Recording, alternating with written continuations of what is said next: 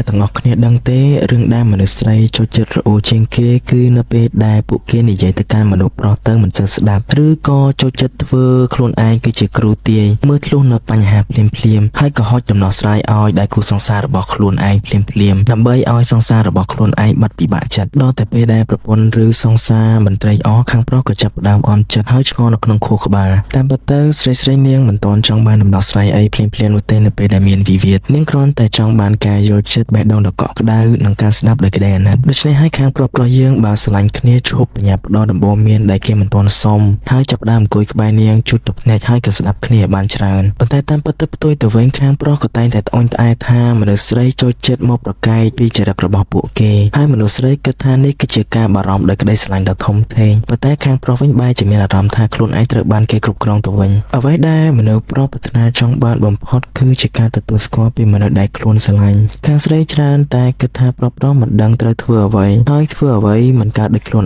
ឯងតែធម្មជាតិរបស់មនុស្សប្រុសគឺចង់បង្ហាញពីសមត្ថភាពជាអ្នកដឹកនាំនិងចង់សម្រេចកិច្ចការដោយខ្លួនឯងដោយកម្លាំងខ្លួនឯងមេរៀនដែលខ្ញុំនឹងចែករំលែកអ្នកទាំងអស់គ្នាក្នុងថ្ងៃនេះគឺមានចំណងជើងថាបរិបទដែលមកពីភពអង្គារនិងមនុស្សស្រីដែលមកពីភពវេណូសមិនដឹងជាប្រែថាភាសាខ្មែរថាម៉េចទេអ្នកទាំងអស់គ្នាចាំទៅសេចយក translate ខ្លួនឯងទៅប៉ុន្តែចំណងជើងមួយនេះអ្នកទាំងអស់គ្នាប្រហែលជាទទួលអារម្មណ៍ថាវាមានន័យថាម៉េចហីបើន័យថាមនុស្សទាំងពីរភេទនេះការគិតគឺដូចជាភពពីរផ្ទុយគ្នាអញ្ចឹងមេរៀនទី1តែនៅពេលដែលមានវិវាទរវាងទាំងពីរភេទនេះតើមនុស្សប្រុសនិងមនុស្សស្រីដោះស្រាយបញ្ហាដោយរបៀបណានៅក្នុងសៀវភៅនេះគេបាននិយាយថានៅពេលដែលមានបញ្ហាមនុស្សប្រុសចូលចិត្តចូលទៅក្នុងរូងភ្នំនៅពេលដែលមានបញ្ហាហើយមនុស្សស្រីវិញចូលចិត្តយកភ្នំមកដាក់នៅលើទ្រូងយល់ខ្លះទេបើមិនយល់ទេចាំ admin បកស្រាយបន្តនៅពេលដែលមានរឿងស្រែកកើតឡើងឬសម្ពាធម្ដងម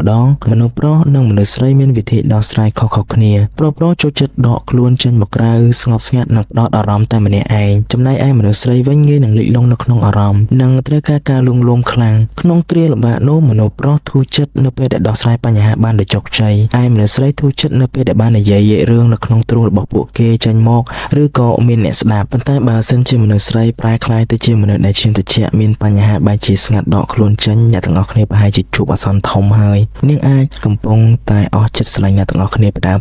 ពេលដែលស្រេះខ្លាំងមនុស្សប្រុសនឹងរត់ចូលទៅក្នុងរូងភ្នំផ្ទាល់ខ្លួនគាត់នឹងស្ងាត់អង្គុយពិចារណារកផ្លូវចេញហើយដើរចេញមកវិញដោយសន្សំតែបើសិនជាបញ្ហានោះពិបាកដោះស្រាយឬគិតមិនចេញគាត់នឹងទៅធ្វើរឿងផ្សេងទៀតដើម្បីបំភ្លេចទុក្ខដូចជាមើលម៉ូដឡានមើលទូរទស្សន៍ឬលេងហ្គេមកម្សាន្តប៉ុន្តែក៏មានមនុស្សបែកកម្មដ្ឋានមួយចំនួនដែលជាបរិបទបានទៅរកសេវាកម្មខាងក្រៅហើយចាត់ទុកវាគឺជាការបន្ធូរអារម្មណ៍និងដោះស្រាយបញ្ហាខ្ញុំនៅចាំបានថាមានមនុស្សប្រមាណក្រុមបានប្រាប់ខ្ញុំថាទោះជាមនុស្សប្រុសខូចខាងក្រៅប៉ុន្តែពួកគេមិនបានចោលអ្នកផ្ទះនោះទេវាគ្រាន់តែជាអារម្មណ៍សប្បាយមួយពេលហើយពួកគេបាននិយាយថាមនុស្សប្រុសគឺបែបនេះឯងកុំទៅខ្វល់ច្រើនកន្លែងនេះខ្ញុំគិតថាវានៅមានចម្លោះប្រហោងមានអារម្មណ៍ថាមិនមានភាពស្មើគ្នារវាងទាំងពីរភេទបរិបទអាចគិតបែបនេះចុះបើសិនជាសង្សាររបស់ខ្លួនឬប្រពន្ធរបស់ខ្លួនទៅខាងក្រៅហុកអាប់ឬក៏ one night stand តើខាងបរិបទអាចទទួលយកបានដែរទេដូច្នេះអ្នកដែលមានទស្សនៈបែបនេះខ្ញុំគិតថាពួកគេប្រហែលជាមានបញ្ហាខួរក្បាលតាមពិតការរត់ទៅរកសេវាកម្មខាងក្រៅដើម្បីបំបត្តិស្ត្រេសមិនមែនជាការដោះស្រាយបញ្ហានោះទេវាគឺជាការរត់គេចពីទស្សនវិជ្ជាជាក់ស្ដែង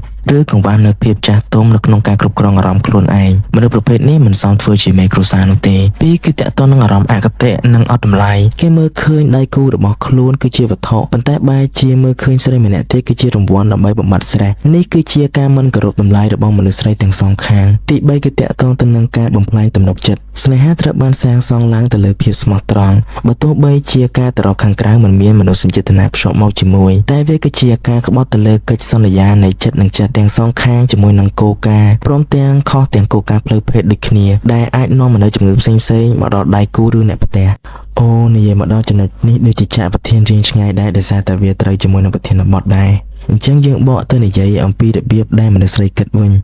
ចំណែកមនុស្សស្រីវិញនាងស្រាលចិត្តទៅបានលុះត្រាតែបានរអ៊ូរទាំពីបញ្ហាទាំងឡាយនាងចង់បញ្ចេញអារម្មណ៍ទៅឲ្យដៃគូយល់ចិត្តមុនពេលដែលរកដំណោះស្រាយនានាមនុស្សស្រីនឹងសប្បាយចិត្តនឹងដឹងគុណនិងស្រឡាញ់ដៃគូកាន់តែខ្លាំងបើសិនជាខាងប្រុសព្រមបើកចិត្តស្ដាប់នាងដោយយកចិត្តទុកដាក់មេរៀនបន្ទាប់មនុស្សប្រុសប្រៀបដូចជាខ្សែសរសៃកស៊ូមនុស្សស្រីប្រៀបដូចជារលកទឹកជោពាក្យថាខ្សែសរសៃកស៊ូគឺជាការប្រៀបធៀបដ៏រស់រវើកពីវដ្តស្នេហានិង coping mechanism របស់មនុស្សប្រុសពួកគេចូលមកក្បែរយូរទៅក៏ដកខ្លួនថយចេញទៅឆ្ងាយរួចក៏រត់មកខ្វល់ខ្វាយចិត្តដិតម្ដងទៀត នេះគឺជាសភាវគតិធម្មជាតិដែលជួនកាលធ្វើឲ្យមនុស្សស្រីយល់ច្រឡំនិងបារម្ភខ្លាំងជាពិសេសនៅពេលដែលនាងចង់ចែករំលែកសុខទុក្ខតែគាត់បែរជាបែកខ្នងដើរចេញទោះបីជាយ៉ាងណាក៏ដោយបើស្រឡាញ់គ្នាបញ្យល់នាងបន្តិចទៅឲ្យបងសុំពេលបន្តិចចាំបងត្រឡប់មកវិញណាអូន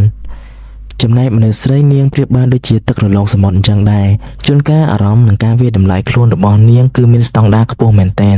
ហើយជួនកាលក៏ធ្លាក់ចុះរហូតដល់ថប់ដង្ហើមដកមិនរួចមនុស្សប្រុសច្រើនតែភ័យអរនិងខកចិត្តដោយគិតថាខ្លួនឯងធ្វើខុសអ្វីមួយឬធ្វើឲ្យនាងមិនសប្បាយចិត្តពេលនេះសូមចាំមេរៀនពីខាងដើមដែលខ្ញុំបាននិយាយផងកុំហុចដំបូន្មានដែលគេមិនសុំហើយក៏កុំរំពឹងថាគ្រាន់តែស្ដាប់នាងបន្តិចបន្តួចធ្វើឲ្យនាងបាត់យំហើយចាប់ផ្ដើមញញឹមសប្បាយអរនោះគ្រប់យ៉ាងគឺត្រូវការពេលវេលាការស្ដាប់គឺជាការដែលស្ដាប់ចេញពីចិត្តនិងយកចិត្តទុកដាក់ជាទីបំផុតមិនមែនស្ដាប់ហើយចោលនោះទេមេរៀនបន្ទាប់គឺជាការសន្សំបន្ទុកនៃបេះដូងនៅក្នុងចិត្តរបស់មនុស្សស្រីមិនថាអំណោយធំដុំឬក៏តូចតាចប៉ុណ្ណានោះទេវាមានតម្លៃស្មើនឹងមួយបន្ទុកដូចគ្នាប៉ុន្តែនៅក្នុងខួរក្បាលរបស់មនុស្សប្រុសអំណោយកាន់តែធំលុយទិញកាន់តែច្រើនគឺជាបន្ទុកកាន់តែខ្ពស់ឥឡូវខ្ញុំឧទាហរណ៍មួយស្រួលស្ដាប់ឧបមាថាលោកដានីខំរកលុយបង្កើនចំណូលពី$50,000រហូតដល់$10,000ដើម្បីចិញ្ចឹមគ្រួសារនៅក្នុងចិត្តគាត់ប្រកាសជាគិតថាខ្លួនឯងដណ្ដើមបាន50បន្ទុកយ៉ាងអស្ចារ្យតែសម្រាប់ប្រពន្ធវាមានតម្លៃត្រឹមតែមួយបន្ទុកប៉ុណ្ណោះដូចគ្នានេះដែរទោះជាទិញឡានទំនើបតម្លៃរាប់ម៉ឺន$ក៏ដោយក៏វាស្មើនឹងមួយបន្ទុកដដែលមិនថាអស់លុយច្រើនប៉ុណ្ណានេះហើយជាហេតុផលដែលប្រុសៗ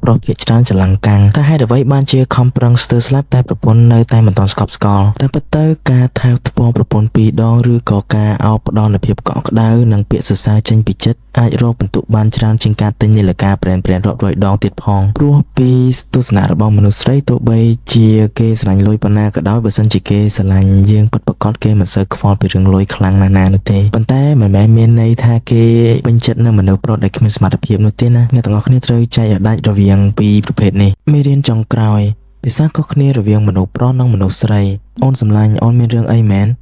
ខ្ញុំមិនអីទេអ្នកទាំងអស់គ្នាប្រហែលជាតែងតែឮពាក្យនេះថាខ្ញុំមិនអីទេរបស់ស្រីខ្ញុំប្រាប់អ្នកទាំងអស់គ្នាទៅចោះកុំតន់ជឿព្រោះថានៅក្នុងចិត្តរបស់នាងប្រហែលជាកំពុងតែមានព្យុះបក់បោកយ៉ាងខ្លាំងនៅក្នុងបេះដូងផ្ទុយទៅវិញបើសិនជាមនុស្សប្រុសនិយាយថាមិនអីទេគឺគាត់ពិតជាមានន័យបែបនេះហើយដើម្បីបញ្ចេញអារម្មណ៍ស្រីចូលចិត្តប្រើពាក្យប្រៀបធៀបបែបកំណើតអតិផរណាឬនិយាយបំភ្លឺនិងការនិយាយជារួមបើប្រុសយកពាក្យទាំងនេះមកគិតតាមន័យត្រង់ច្បាស់ជាឆ្លោះគ្នាដាច់បាយមិនខានទេបើអញ្ចឹងតើអ្នកទាំងអស់គ្នាគួរធ្វើម៉េចទៅគឺត្រូវមើលឲ្យធ្លុះដល់បេះដូងខាងក្នុងរបស់ដៃគូឧទាហរណ៍ខាងស្រីនិយាយថាអូយផ្ទះនេះរញ៉េរញ៉ៃជានិច្ចហ្មងឯងបើខាងប្រុសតបវិញថានិយាយអីចឹងអូនខ្ញុំទើបតែបោះសម្អាតផ្ទះហើយតើអ្នកណាធ្វើឲ្យវាកក្រិចទៀតហើយបើអ្នកទាំងអស់គ្នានិយាយបែបនេះច្បាស់ជាផ្ទុះសង្គ្រាមលោកលើកទី3មិនខានទេតាមពិតទៅនាងគ្រាន់តែចង់មានន័យថាថ្ងៃនេះអូនហត់នឿយណាស់អូនចង់សម្រាកតែឃើញផ្ទះរញ៉េរញ៉ៃអូនរំខានភ្នែកបងជួយរៀបចំតិចតួចបានអត់បងសម្លាញ់ដូច្នេះកុំប្រកាន់ពាក្យសម្ដីតាមន័យត្រង់ពេកពេលមានអារម្មណ៍កំពុងក្តៅបើមិនអញ្ចឹងទេនឹងហត់ចិត្តទាំងសងខាង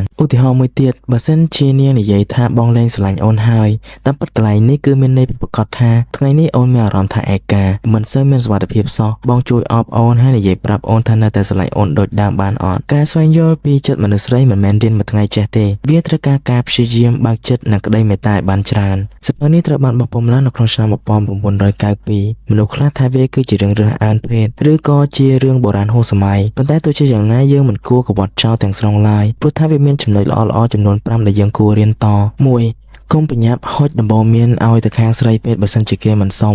2ត្រូវយល់ថាមនុស្សម្នាក់តែងតែមានចន្លោះពីទំនេរផ្ទាល់ខ្លួន3ត្រូវស្ដាប់ដៃគូនិយាយដោយក្តីយកចិត្តទុកដាក់4តម្លៃនៃក្តីស្រឡាញ់គឺស្ថិតនៅលើរឿងតូចតាចដែលយើងត្រូវធ្វើប្រចាំថ្ងៃសម័យឥឡូវគេហៅថា bare minimum ឬក៏ small thing បែបនេះប៉ុន្តែមនុស្សស្រីសម័យឥឡូវក៏យកច្រឡំអ្វីជា bare minimum អ្វីជា princess treatment ដែរបើសិនជាមានពេលប្រហែលជា admin អាចនិយាយត5នៅពេលដែលអ្នកនៅក្បែរខ្លួនខឹងឬពិបាកចិត្តកុំប្រកាន់ពាក្យសម្ដីតាមន័យត្រង់តែត្រូវមើលឫសគល់នៃបញ្ហាឲ្យដោះស្រាយរួមគ្នានិយាយដល់ចំណុចនេះអ្នកទាំងអស់គ្នាប្រហែលជាគិតថា admin ប្រកែកយកចិត្តមនុស្សស្រីតាមពិតទៅ admin សាងកំហុសច្រើនហើយក៏មានរឿងដែលស្ដាយក្រោយច្រើនដែលធ្វើឲ្យមនុស្សដែលខ្លួនឯងស្រឡាញ់អន់ចិត្តតែមនុស្សប្រកាសជាបានបង្កើតកំហុសអ្វីដែលយើងត្រូវធ្វើគឺរៀនពីកំហុសហើយឈប់ធ្វើវាតទៀតមានកំហុសខ្លះយើងអាចកែប្រែបានប៉ុន្តែកំហុសខ្លះទៀតយើងចង់កែក៏វាហួសពេលទៅហើយអញ្ចឹងខ្ញុំចង់ឲ្យអ្នកទាំងអស់គ្នារៀនបាត់ចិត្តនិងយល់ឲ្យច្រើន ពីតំណែងតំណងស្នេហាអ្នកទាំងអស់គ្នាត្រូវដឹងថាសត្រូវដ៏ធំបំផុតនៃតំណែងតំណង relationship គឺជាការសង្ស័យឬក៏ការប៉ាន់ស្មាន